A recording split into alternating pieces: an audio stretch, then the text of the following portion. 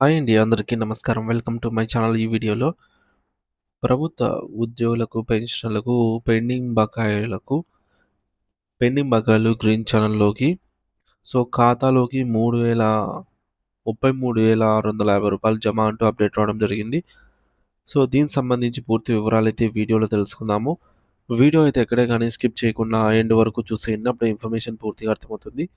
అలాగే వీడియో చూస్తున్న ప్రతి ఒక్కరు వీడియోకి లైక్ చేయండి ఫ్రెండ్స్. ఈ వీడియోని తోటి ఉద్యోగ, పెన్షన్ మిత్రులతో అయితే షేర్ చేయండి. కొత్తగా మన ఛానల్‌ని చూస్తున్నవారు ఇంకా ఎవరైనా సబ్స్క్రైబ్ చేసుకోకపోతే వెంటనే మన ఛానల్‌ని అయితే సబ్స్క్రైబ్ చేసుకోండి. సబ్స్క్రైబ్ చేసుకోవటం వల్ల నేను చేసే ప్రతి ఒక్క వీడియో మీ వరకు రీచ్ అవుతుంది. ఇక ఆలస్యం చేయకుండా వివరాల్లోకైతే వెళ్ళిపోదాము. ఫ్రెండ్స్, ఇక విషయానికొచ్చినట్టయితే ఆంధ్రప్రదేశ్ రాష్ట్రంలో రాష్ట్ర వ్యాప్తంగా వివిధ ప్రభుత్వ శాఖల్లో అహర్నిశలు శ్రమిస్తున్న లక్షలాది మంది ప్రభుత్వ ఉద్యోగులు మరియు ఉపాధ్యాయులకు సంబంధించి గత కొన్నేళ్లుగా పేరుకుపోయినటువంటి బకాయిల విషయంలో ఒక అత్యంత కీలకమైన సమాచారం ఇప్పుడు వెలుగులోకైతే వచ్చింది. మన రాష్ట్రంలో 2022 సంవత్సరంలో ప్రభుత్వం నూతన వేతన సంఘం పీఆర్సీ సిఫార్సులను అధికారికంగా అమల్లోకైతే తీసుకొచ్చిన సంగతి మనందరికీ తెలిసిందే. దీనిని మనం 11వ పీఆర్సీ అని అయితే పిలుస్తూ ఉన్నాము. మరి అయితే ఈ యొక్క పీఆర్సీ అమలు ప్రక్రియ ప్రారంభం నుండే నేటి వరకు అనేక వివాదాలను మరియు ఆర్థికపరమైనటువంటి చిక్కుముడులను ముఖ్యంగా 11వ పీఆర్సీ ద్వారా ప్రభుత్వం కేవలం 23% ఫిట్‌మెంట్‌ని మాత్రమే ఖరారు చేసింది. సో, ఇక ఉద్యోగ వర్గాల్లో పెద్ద ఎత్తున చర్చకు దారితీసింది. వాస్తవానికి ఈ యొక్క పీఆర్సీ కంటే ముందు ప్రభుత్వం ఉద్యోగులకు 27% మధ్యంతర భృతి ఐఆర్ అనేది మంజూరు చేసింది. కానీ తుది పీఆర్సీ లో దానికంటే తక్కువగా 23% మాత్రమే ఫిట్‌మెంట్‌ను నిర్ణయించడం. దీనివల్ల ఉద్యోగ చరిత్రలో ఎన్నడూ లేని విధంగా రివర్స్ పీఆర్సీగా అయితే పిలుస్తూ ఉన్నారు. మరి సాధారణంగా ఐఆర్ శాతం కంటే ఫిట్‌మెంట్ అనేది ఎప్పుడూ గూడా ఎక్కువగా ఉంటుంది లేదా ఎక్కువగా ఉంటుంది అనేది ఒక ఆనవాయితీ. కానీ ఇక్కడ అది తిరగబడటం వల్ల ఉద్యోగులు ఆశించిన మేర జీతాల పెంపనేది జరగలేదు. స అలాగే ఉన్న జీతంలోనే సర్దుబాటు చేయాల్సిన పరిస్థితి కూడా ఏర్పడింది. అయితే ఈ యొక్క పీఆర్సీ బకాయిల లెక్కింపును మనం గమనిస్తే, ఈ పీఆర్సీ బకాయిల లెక్కను మనం గమనిస్తే గనక ప్రభుత్వం కొత్త వేతన సవరణ జూలై 2018 నుండి వర్తింపజేస్తూ ఉత్తర్వులు జారీ చేసింది. అంటే జూలై 2018 నుండి డిసెంబర్ 2021 వరకు సుమారుగా 3.5 సంవత్సరాల సుదీర్ఘ కాలానికి పాత జీతానికి మరియు కొత్తగా పెరగాల్సినటువంటి పీఆర్సీ జీతానికి మధ్య ఉన్న వ్యత్యాసాన్ని ప్రభుత్వం పీఆర్సీగా గుర్తించింది. ఈ పీఆర్సీని ప్రకటించడం ఆలస్యం కావడంతో ఈ కాలమంతా ఉద్యోగులు పాత జీతాలే తీసుకున్నారు. కాబట్టి ఆ పెరిగిన మొత్తాన్ని కూడా ప్రభుత్వం బకాయిల రూపంలో చెల్లించవలసి ఉంటుంది. ఇక్కడే అసలైన సమస్య మొదలైంది. ఈ భారీ మొత్తంలో పేరుకుపోయిన వేలాది కోట్ల రూపాయల బకాయిలు ప్రభుత్వం ఒకేసారి నగదు రూపంలో ఉద్యోగుల చేతికి ఇవ్వలేకపోయింది. దీనివల్ల క్షేత్రస్థాయిలో ఉన్నటువంటి లక్షలాది మంది ఉద్యోగులకు ఆర్థికంగా ఎటువంటి లబ్ధి చేకూరలేదు. కేవలం కాగితాల మీదే అంకెలు పెరిగాయని సంతృప్తి పడాల్సి వచ్చింది. ముఖ్యంగా జూలై 2018 నుండి డిసెంబర్ 2020 వరకు ఉన్నటువంటి సుమారు 30 నెలల కాలానికి సంబంధించి పీఆర్సీ బకాయిల విషయంలో ప్రభుత్వం ఒక విభిన్నమైన ఆర్థిక వ్యూహాన్ని అనుసరించింది. ఈ బకాయిలను పూర్తిగా నగదు రూపంలో చెల్లించి ఉద్యోగులకు ఆర్థిక అవసరాలను తీర్చడానికి బదులుగా ఆ మొత్తాన్ని ఉద్యోగుల రిటైర్మెంట్ పొదుపు ఖాతాలో జమ చేయాలని నిర్ణయించింది. దీని ప్రకారంగా ఓల్డ్ పెన్షన్ స్కీమ్ ఓపీఎస్ పరిధిలోకి వచ్చే ఉద్యోగులకు సంబంధించి ఈ బకాయిల మొత్తాన్ని వారి జనరల్ ప్రావిడెంట్ ఫండ్ జీపీఎఫ్ ఖాతాలో క్రెడిట్ చేసింది. అదేవిధంగా కాంట్రిబ్యూటరీ పెన్షన్ స్కీమ్ సీపీఎస్ పరిధిలో ఉన్న ఉద్యోగులకు సంబంధించి ఆ బకాయిల మొత్తాన్ని వారి ప్రాన్ ఖాతాలో జమ చేయడం జరిగింది.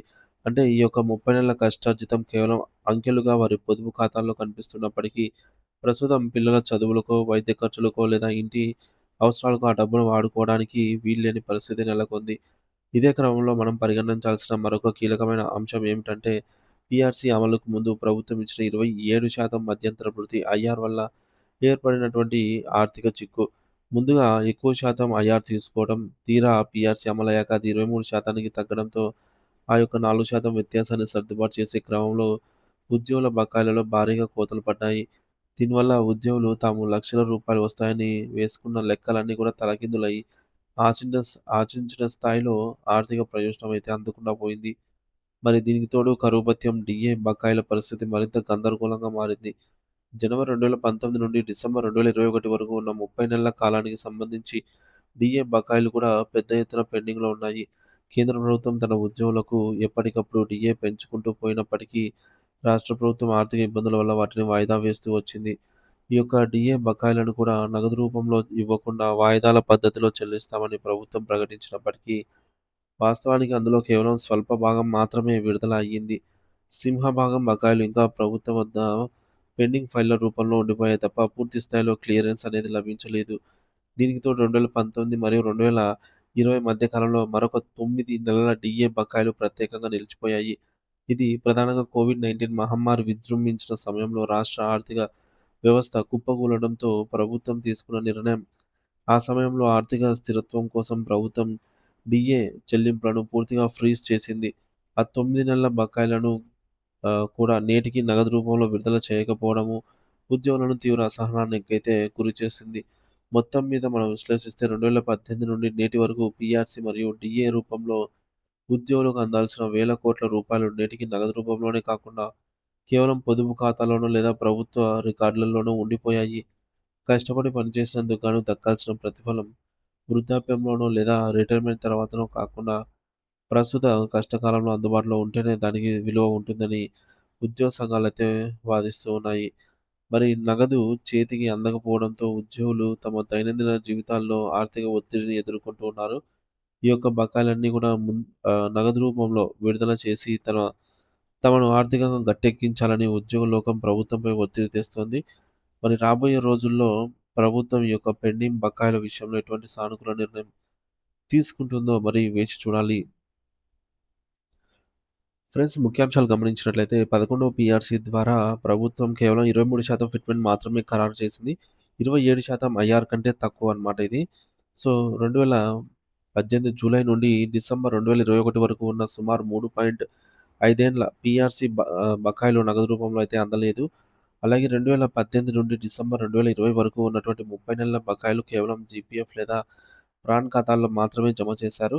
ఇక 27% ఐఆర్ మరియు పీఆర్సీ 23% ఫిట్‌మెంట్ మధ్య ఉన్న వ్యత్యాసాన్ని కారణంగా ఉద్యోగుల అరియర్స్ మొత్తంలో భారీగా కోతలైతే పడ్డాయి. సో, జనవరి 2019 నుండి డిసెంబర్ 2021 వరకు ఉన్న 30 నెలల డీఏ బకాయిలు నేటికి పూర్తి స్థాయిలో విడుదల కాలేదు. కోవిడ్ సమయంలో నిలిపివేసినటువంటి 9 నెలల బకాయిలు నగదు రూపంలో కాకుండా ఇతర పద్ధతుల్లో సర్దుబాటైతే చేపట్టాయి. మరి ప్రస్తుతం ఆర్థిక అవసరాలకు నగదు అందుబాటులో లేకపోవడం వల్ల ఉద్యోగులు తీవ్ర అసహనానికి లోనవుతున్నారనైతే తెలుస్తోంది.